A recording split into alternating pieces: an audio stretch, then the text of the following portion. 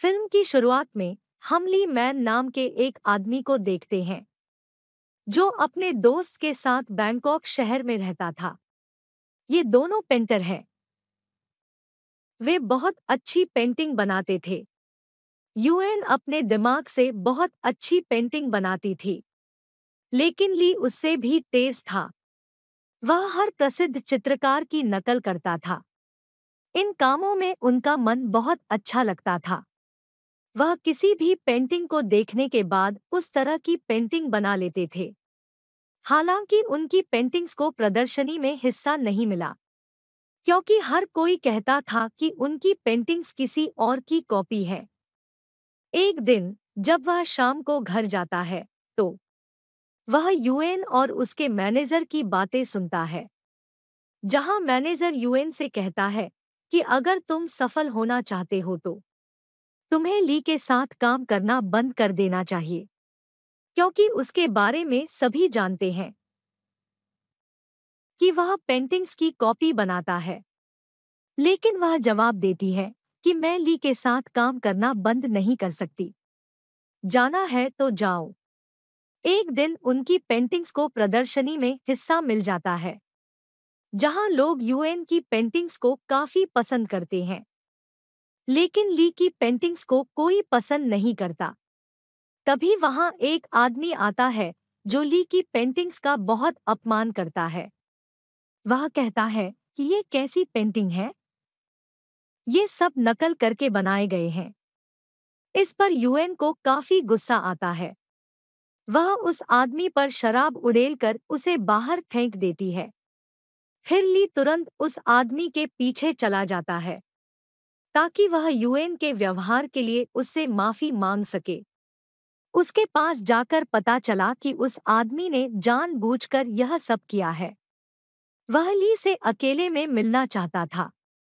वह आदमी ली से कहता है कि जिस तरह से आप काम करते हैं, जिस तरह से आप काम करते हैं, जिस तरह से आप चित्रों की नकल करते हैं, आप अपने काम में विशेषज्ञ हैं। मैं आपकी प्रतिभा को अच्छी तरह जानता हूँ। फिर वे एक बार में मिलते हैं और शराब पीते हुए बात करते हैं। वह आदमी उससे कहता है कि तुम जिस तरह से नकल करते हो वह मुझे पसंद है, और आप जानते हैं कि आपके इस हुनर की वजह से आपकी तकदीर बदल सकती है। मेरे पास आपके लिए बहुत अच्छा काम है। सारी बातचीत के बाद ली उसी जगह वापस चला जाता है जहां उनके चित्रों को प्रदर्शन के लिए रखा गया था। वह वहां जाता है और उस पेंटिंग को जला देता है जिसका अपमान किया गया था। ली उसके काम से बहुत खुश थे। इतना सब करने के बाद वह उसी आदमी को बुलाता है जिन्होंने जानबूझकर ली की पेंटिंग का अपमान किया। वह उनसे मिलते हैं और कहते हैं कि मैं आपके साथ काम करने के लिए तैयार हूँ, और मुझे बताओ कि मुझे किस तरह की पेंटिंग बनानी होगी। वह आदमी ली को $100 का नोट देता है और उसे इसकी कॉपी बनाने के लिए कहता है। इधर ली को पता चला कि वह आदमी उससे ढेर सारे नकली नोट बनवाना चाहता था ताकि उन नोटों को कोई पहचान न सके।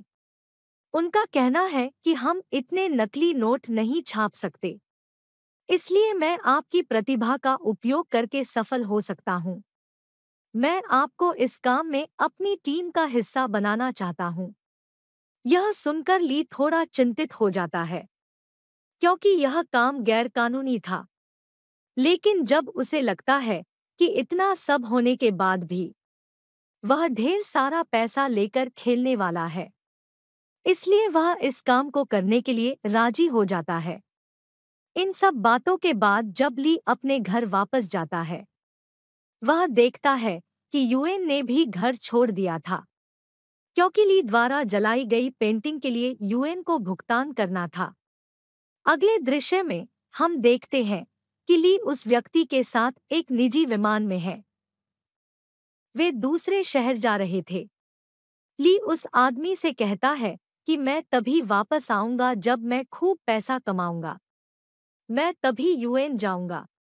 उस प्लेन में उस आदमी के साथ और भी साथी थे। जो नकली नोट छापकर बेचेंगे। यहाँ सबसे अहम काम था नोटों की छपाई। भले ही उनके पास एक अच्छा प्रिंटर हो, फिर भी वे नोटों में पतली रेखाओं को ठीक से प्रिंट नहीं कर पाए। तो यहाँ ली का काम आता है, जो हर संकीर्ण रेखा की नकल भी कर सके। और दूसरी बात थी ऐसे कागज का इस्तेमाल जिस पर कोई आसानी से खरोच ना सके। उस कागज की खासियत यह होगी कि वह जब भी नीली स्याही के पेन से लिखा जाता था, फिर इसने उस स्याही को भी पीले रंग में बदल दिया। और इसी तरह बैंक में काम करने वाले लोग भी नकली नोटों को अलग कर देते हैं। अब उस आदमी को वह कागज भी मिल गया था जिस पर उसे नकली नोट बनाने थे। अब यहाँ ली का काम शुरू होता है। कई दिनों से वह नकली नोटों की कॉपी बनाने में लगा हुआ है। नोटों पर छोटी छोटी चीजें बड़े अच्छे से बना लेते हैं। ली एक लाइन भी नहीं छोड़ते। नोट पर तस्वीर बनाना और फिर उस तस्वीर को आर पार देखना बहुत मुश्किल काम था। ये सभी यहाँ इस काम के लिए चाइनीज तरीके का इस्तेमाल करते हैं। उन्होंने नोट से बनी पेंटिंग को एक मशीन के बीच में लगा दिया। उन्होंने जैसा चाहा उसके चारों ओर 2 पेपर रख दिए। उनका काम ठीक वैसा ही हो जाता है। अगला काम था नोट छापने का। उस आदमी की टोली का एक आदमी उन नोटों की सूक्ष्मता को अपने हुनर से बहुत अच्छे से छापता है। वे देखते हैं कि उनका सारा काम ठीक-ठाक चल रहा था। वे हर कसौटी पर खरे उतरे हैं। उन्हें वह कागज भी मिल गया था जिस पर उन्हें नोट छापने थे। वे एक कंपनी में जाते हैं जहां वह कंपनी वही कागज इस्तेमाल करती है। नोट का आकार छपाई के लिए एकदम सही था, इसलिए वह आदमी बहुत सारे कागज खरीदता है।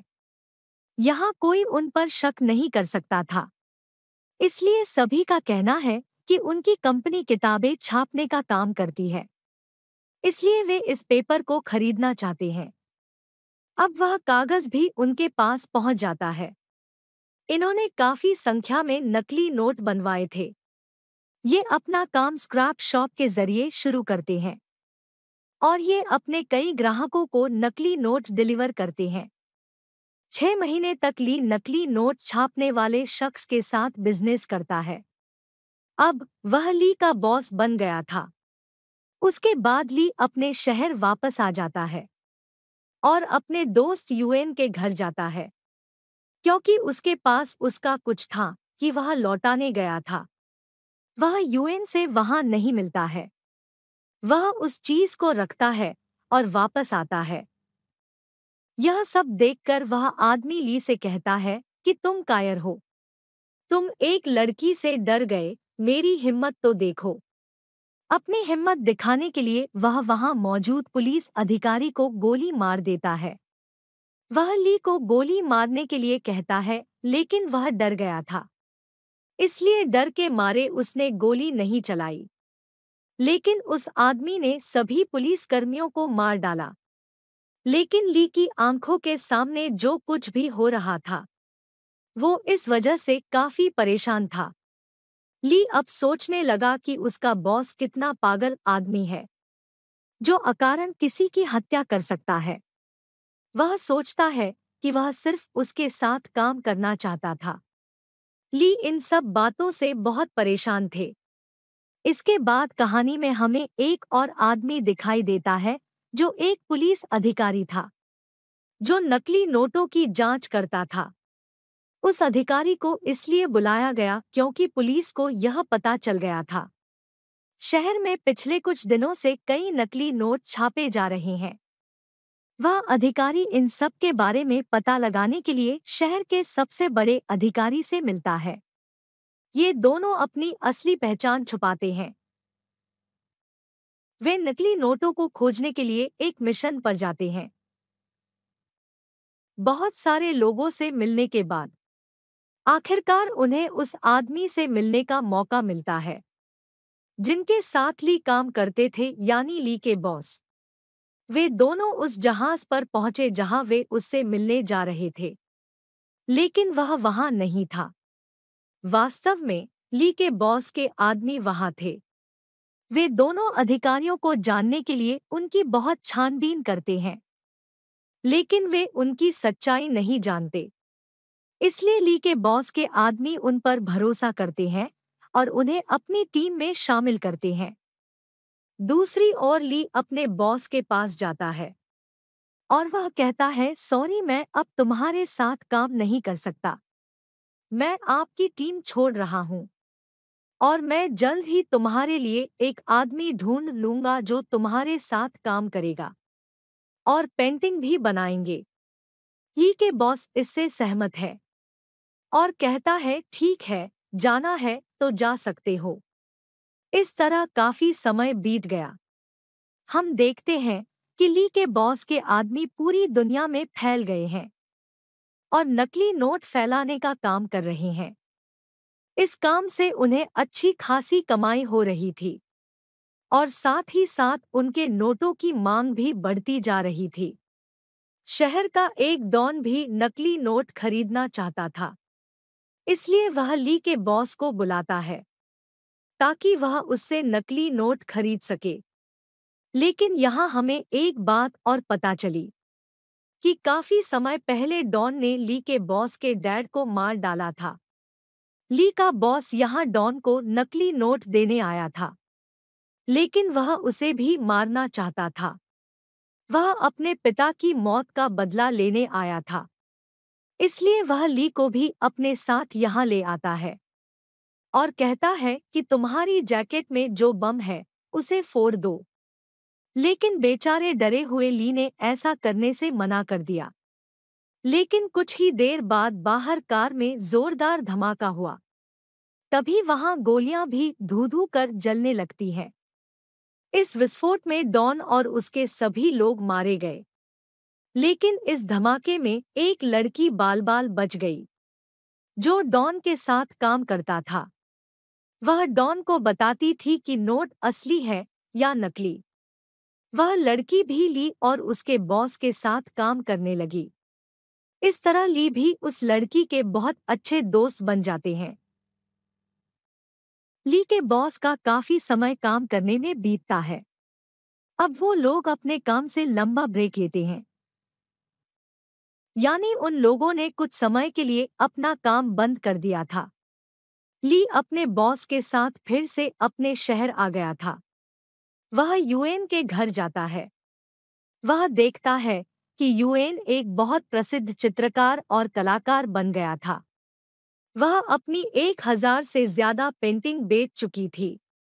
लेकिन जब ली को पता चला कि यूएन को सगाई करनी है और वह बहुत जल्द शादी करने वाली है, वह बहुत दुखी है। उनके बॉस कहते हैं कि अगर आप यूएन को इतना पसंद करते हैं, तब आपको उसके लिए लड़ना होगा। आप उसे बताएं कि आप उसे कितना पसंद करते हैं। यह सब कहने के बाद बॉस ली को अपने साथ ले जाता है, जहां उन्हें जहाज पर मिलना था। इतना ही नहीं, बॉस ने उस अधिकारी के बारे में पता भी लगा लिया था, जो गुपचुप तरीके से अपनी टीम में शामिल कर जांच कर रहा था। ली के बॉस को यहाँ एक और बात पता चली कि पुलिस इसी वजह से उनके पीछे पड़ी है, क्योंकि उनकी टीम के एक आदमी ने नियम तोड़ा था, जो नोट छापता था। उसने नकली नोट से घड़ी खरीदी थी और इसी वजह से पुलिस उनके पीछे पड़ी हुई थी। ली के बॉस ने उस आदमी को पकड़ लिया और यह भी कहता है कि अब तुझे और तेरे परिवार को मरना ही पड़ेगा, क्योंकि आपकी वजह से हम सब परेशान हैं। आपने हमारे काम के नियम तोड़े हैं। वह आदमी भीख बहुत मांगता है। उसे मत मारो, उसे छोड़ दो। इधर ली भी उस शख्स को बचाने की कोशिश करता है, लेकिन बॉस भी उसे धक्का देता है। बॉस उसे मार देता है। ली के बॉस उस अधिकारी से मिलते हैं, जो गुपचुप तरीके से इनकी पड़ताल कर रहे थे। लेकिन उस अधिकारी को यह नहीं पता था कि उन्हें उसकी सारी सच्चाई का पता चल गया है। बॉस ली को वहां बुलाते हैं और कहते हैं कि आपको इस अधिकारी को मारना है। ली बहुत डरा हुआ था। उसका बॉस ली के डर को खत्म करने के लिए यूएन और उसके मंगेतर का अपहरण कर लेता है। वह ली को बंदूक देता है और कहता है कि इन दोनों ने तुम्हें बहुत चोट पहुंचाई है, इन्हें मार डालो। मैं जानता हूं कि तुम ऐसा करोगे क्योंकि आप उनसे बहुत नफरत करते हैं। लेकिन ली ने इस बार भी शूट करने से मना कर दिया। लेकिन इस बार उसका बॉस बहुत गुस्से में था। ली के बॉस ने गुस्से में यूएन को गोली मार दी। लेकिन यहाँ ली ने यूएन को तो बचा लिया था, लेकिन उसके मंगेतर की मौत हो गई।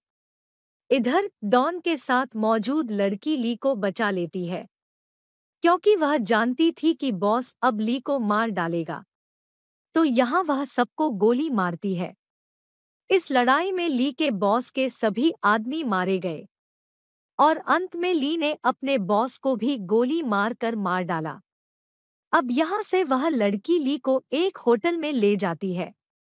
वे दोनों यहाँ आए तो बहुत डरे हुए थे क्योंकि उन्हें लग रहा था कि बॉस अभी जिंदा है, क्योंकि पुलिस को अभी तक उसकी लाश नहीं मिली थी। ली यहाँ से यूएन वापस जाना चाहती थी, यह देखने के लिए कि वह ठीक है या नहीं। लेकिन वह लड़की ली को जाने से रोक देती है। वह कहती है कि मत जाओ, तुम्हारी जान को खतरा हो सकता है। लेकिन ली रुकता नहीं है और वह चला जाता है। रास्ते में ली ने गलती की। वह नकली नोट का इस्तेमाल करता है। इस वजह से पुलिस ने उसे पकड़ भी लिया। उसे थाने ले जाया गया जहां पुलिस ने उससे पूछताछ की। लेकिन ली ने उन्हें कुछ नहीं बताया क्योंकि वह बहुत डरा हुआ था। वह जानता था कि अगर उसने अपने बॉस के बारे में पुलिस को कुछ बताया तो उसका बॉस उसे मार डालेगा। इसलिए ली पुलिस को कुछ नहीं बताता। कुछ दिनों बाद यूएन ली से मिलने आता है। वह उसे सच बोलने के लिए भी कहती है और वह उससे वादा भी करती है कि वह उसे यहाँ से ले जाएगी। यहाँ पुलिस और ली के बीच एक बात तय हुई है कि अगर वह सब कुछ पुलिस को बता दे, फिर पुलिस उसे छोड़ देगी। ली ने फैसला किया कि वह पुलिस को सच बताएगा। अब वह यहाँ अपनी पुरानी जिंदगी के बारे में बताते हैं। वह अपने बॉस से कैसे मिला, कैसे बनते थे नकली नोट, और उसने किसी आदमी को पहली बार मरते हुए कैसे देखा। वह अपने बॉस के बारे में सब कुछ बता देता है। उसने अपनी और उस लड़की की भी तस्वीर बना ली थी जो डॉन के लिए काम करता था। पुलिस उन्हें हर जगह तलाशती है और वे उनकी तलाश करने लगते हैं। पुलिस अधिकारी ली के बॉस की तलाश कर रहा था। तभी वह देखता है एक ऐसा ही दिखने वाला शख्स पुलिस की वर्दी पहने हुए था। तभी पुलिस ने उसे पकड़ लिया। लेकिन जांच के बाद पता चला है कि वह आदमी लंबे समय से पुलिस के लिए काम कर रहा था। तो वह ली का बॉस कैसे हो सकता है? लेकिन वास्तव में इस पुलिस अधिकारी की तरह दिखने वाला शख्स ली का बॉस था। और यहाँ हमें पता चला इस कहानी का असली रहस्य। ली और उसका बॉस दोनों एक ही आदमी थे। यानी ली ने अपने दिमाग में ऐसे शख्स की कहानी बना ली थी जिनका नकली नोट बनाने का धंधा था, ताकि वह कभी ऐसी सच्चाई का सामना न कर सके कि वह एक बुरा इंसान है। ली नकली नोट बनाने का धंधा करता था। उन्होंने सबके सामने खुद को एक बहुत अच्छे इंसान के रूप में पेश किया। यानी जब भी बॉस ने कहानी में कुछ गलत किया, यह कोई और नहीं था। दरअसल ली ऐसा करते थे। वह अब तक सभी को मार रहा था। यहाँ एक और चौंकाने वाली बात सामने आई है। जब यूएन ली को जेल से रिहा करने आया, और उसने ली को सच बोलने के लिए भी कहा। वह लड़की यूएन नहीं थी, लेकिन डॉन के साथ काम करने वाली लड़की ली को काफी पसंद करती थी। लेकिन जब धमाका डॉन के घर में हुआ, उस बच्ची का चेहरा खराब हो गया था। इसलिए उन्होंने अपने चेहरे की सर्जरी करवाई और उसके चेहरे को यूएन जैसा बना दिया, और इसीलिए वह ली को बचाने के लिए जेल आई थी। उसके बाद तोहफा, यानी हम वर्तमान समय में ली और उसी लड़की को देखते हैं जिसका चेहरा अब यूएन जैसा हो गया था।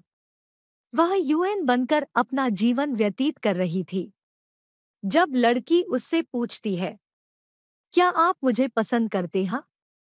वह कहते हैं कि नहीं, मैं केवल असली यूएन से प्यार करता हूँ।